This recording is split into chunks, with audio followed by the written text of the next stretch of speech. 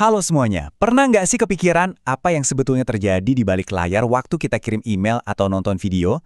Hari ini kita bakal bongkar tuntas keajaiban modern yang kita pakai setiap hari. Gimana internet itu sebenarnya bekerja, mulai dari koneksi paling dasar sampai lapisan keamanannya yang super rumit. Yuk, kita mulai! Coba deh, berhenti sejenak. Dan pikirin, gimana caranya pesan yang Anda kirim dari HP bisa nyampe ke server di benua lain cuma dalam hitungan detik.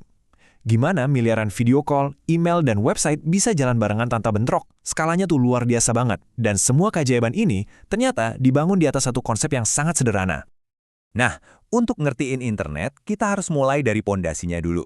Dari blok bangunan yang paling dasar. Jadi, pertanyaan pertama yang paling penting adalah, apa sih sebetulnya jaringan itu? Pada intinya ya, jaringan komputer itu cuma sekumpulan perangkat yang nyambung biar bisa saling ngobrol. Anggap aja ini kayak sebuah tim digital, di mana setiap anggotanya bisa komunikasi dan pinjem-pinjeman alat. Konsep ini berlaku buat dua komputer di satu ruangan, sampai miliaran perangkat yang tersebar di seluruh dunia. Terus kenapa kita butuh banget jaringan? Ya, buat hampir semua hal yang kita lakuin secara digital. Kirim email, pakai satu printer barengan di kantor, ngerjain satu dokumen bareng-bareng, atau streaming film favorit kamu. Semua kemudahan modern ini bergantung sama kemampuan perangkat buat terhubung dalam sebuah jaringan. Oke, kita udah tahu apa itu jaringan. Sekarang gimana caranya mereka komunikasi tanpa bikin kekacauan total? Bayangin aja miliaran perangkat ngomong di saat yang bersamaan. Jawabannya ada pada serangkaian aturan main yang disepakati bersama. Nah, aturan-aturan ini disebutnya protokol. Protokol itu ibarat bahasa dan etiket yang disepakati buat komunikasi digital. Gampangnya gini deh. Waktu kita ngirim surat, kita kan nulis alamat dengan format tertentu biar Pak Pos tahu harus nganterin kemana. Nah, protokol melakukan hal yang sama untuk data di internet, memastikan semuanya sampai ke tujuan yang benar.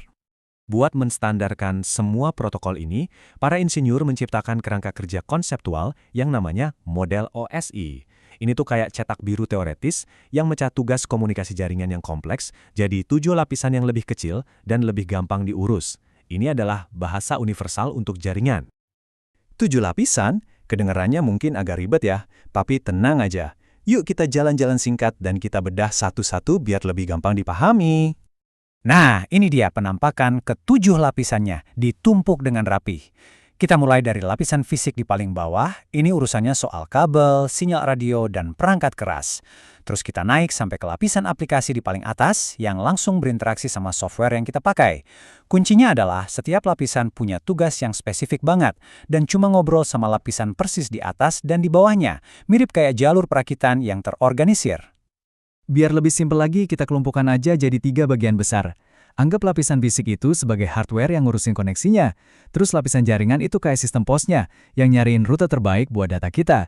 Dan lapisan aplikasi, nah disinilah semua keajaiban terjadi buat kita sebagai pengguna, tempat data disajikan ke kita. Setiap lapisan ini punya peran penting. Lapisan bawah ngurusin sinyal fisik, lapisan tengah ngatur alamat dan rute.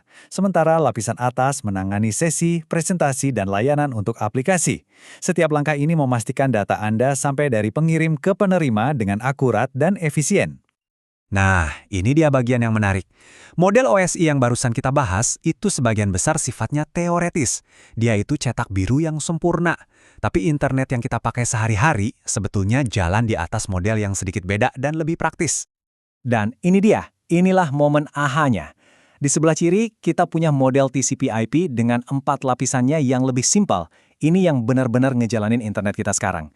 Di sebelah kanan, model OSI teoritis yang barusan kita bahas. Bisa dilihat kan gimana beberapa fungsi lapisan OSI itu digabung jadi satu, menciptakan model yang lebih ramping, lebih efisien, dan lebih pas buat dunia nyata.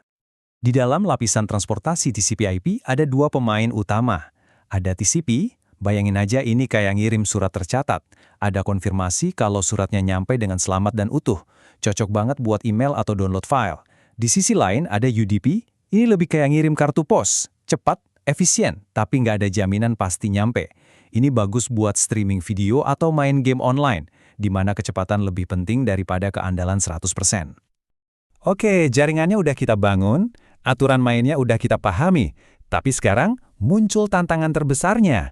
Gimana caranya kita melindungi jaringan ini dari orang-orang yang mau berbuat jahat? Disinilah keamanan jaringan berperan. Intinya, ini adalah sekumpulan praktek dan kebijakan yang dirancang buat ngejaga pintu digital kita tetap terkunci, memastikan cuma orang yang tepat yang bisa masuk dan data kita tetap aman.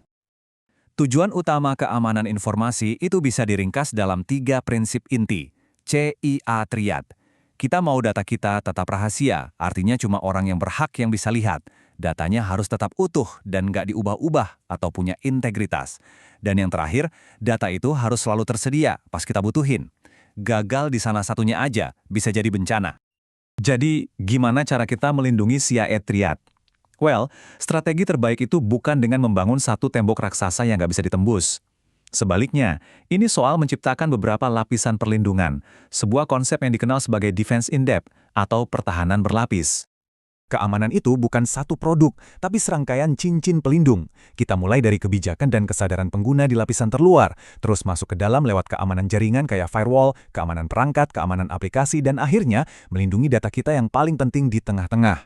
Kalau satu lapisan jebol, masih ada lapisan berikutnya yang siap buat menghentikan ancaman. Kenapa sih kita butuh semua lapisan ini? Ya, karena ancaman di luar sana itu banyak banget. Yuk, kita coba pahami resiko apa saja yang kita hadapi. Rumus sederhana ini adalah inti dari keamanan siber. Sebuah ancaman, misalnya peretas, mengeksploitasi sebuah kerentanan, contohnya software yang belum diupdate, untuk menciptakan risiko bagi kita. Jadi poin kuncinya adalah kita harus mengurangi kerentanan untuk meminimalkan risiko. Dan ancaman itu datang dalam berbagai bentuk. Ada serangan DDoS yang ngebanjirin server kita sampai nggak bisa diakses. Ada malware yang nyusup ke sistem buat nyuri data. Ada juga rekayasa sosial yang nipu karyawan biar ngasih akses. Dan macam-macam serangan kata sandi. Daftar ini terus nambah setiap harinya, bikin pertahanan jadi tantangan yang nggak ada habisnya. Baiklah, sebuah perjalanan yang lumayan panjang ya. Kita udah lihat gimana jaringan dibangun, memahami aturan lalu lintasnya lewat model OSI dan TCP/IP, dan melihat ancaman yang mengintainya, serta strategi pertahanan berlapis yang kita pakai buat melindunginya. Ini membawa kita ke pertanyaan terakhir, dan mungkin yang paling penting.